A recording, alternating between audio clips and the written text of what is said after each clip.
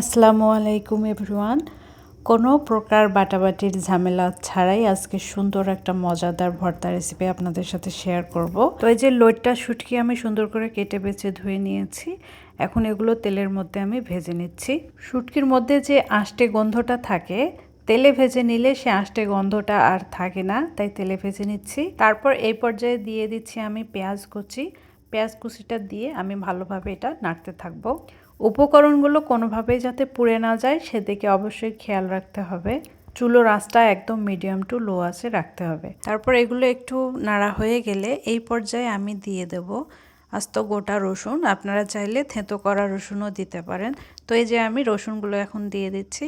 এখন এগুলো ভালোভাবে আমি সুন্দর করে ভেজে নেব। ভর্তা তো আমরা কম বেশি সবাই খেয়ে থাকি, তো একবার এইভাবে ভর্তা বানিয়ে দেখবেন যে এটার স্বাদ একদম পুরো মুখে লেগে থাকার মতো একটা ভর্তা রেসিপি। তো এখন এই পর্যায়ে আমি দিয়ে দিচ্ছি শুকনো লাল মরিচ বাটা। শুকনো লাল মরিচের বাটা দিতে অবশ্যই ট্রাই করবেন, কারণ এটাতে সুন্দর একটা কালার চলে আসে আর অনেক মজাও লাগে খেতে।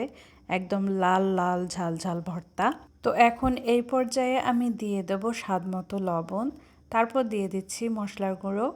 তারপর দিয়ে দিচ্ছি হলুদের গুঁড়ো। তারপর দিয়ে দিচ্ছি কাশ্মীরি লঙ্কা গুঁড়ো। তারপর এগুলো এখন সুন্দর করে নেড়ে চেড়ে ভেজে নেব। এখানে ঝালের পরিমাণ আর লবণের পরিমাণ অবশ্যই আপনাদের স্বাদ মতো দিবেন। তারপর এখন দিয়ে দিচ্ছি আদা কুচি। এখানে এক টুকরো আদা আমি একদম ছোট ছোট কুচি কুচি করে কেটে নিয়েছি। আপনারা চাইলে এটা বেটেও দিতে পারেন। তো এখন আমি এগুলা ভালো করে আরেকটু নেড়ে নিয়ে পানি দেব, কারণ একটু ঢাকনা দিতে হবে, কারণ আমি গোটা রসুন এবং আদা কুচিও দিয়েছি। এখন এগুলো একটু সিদ্ধ হওয়ার পালা। তো আমি এই পর্যায়ে দিয়ে দিচ্ছি সামান্য পরিমাণ পানি। তারপর এগুলো আমি সুন্দর করে কিছুক্ষণ নাড়তে থাকবো। তো অলরেডি ভর্তার মধ্যে সুন্দর একটা কালার চলে আসছে আর দেখতেও পুরো একদম লোভনীয় লাগছে। আপনারা অবশ্যই এই রেসিপিটা বাসায় একবার হলেও ট্রাই করার চেষ্টা করবেন। তো কথা বলতে বলতে এই যে আমার রেসিপি কমপ্লিট। আমার অনেক পছন্দের একটা রেসিপি এই লইট্টা শুটকির ভর্তা। তো এখন পরিবেশনের পালা।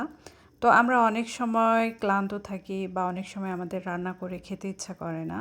তো এই ভর্তা কিন্তু বানিয়ে রেখে একটা এয়ারটাইট জারে নর্মাল ফ্রিজে রেখে দিলে মাসখানেক পর্যন্ত রাখা যাবে।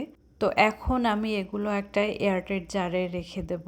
আর যারা শুটকি মাছ খেতে পছন্দ করেন অবশ্যই এই লইট্টা শুটকির ভর্তা একবার বানিয়ে হলেও খাবেন। তো কথা বলতে বলতে এখন বিদায় নেওয়ার পালা। সবাই ভালো থাকবেন, সুস্থ থাকবেন আর অবশ্যই ভিডিওটিতে একটা লাইক দিবেন। ধন্যবাদ।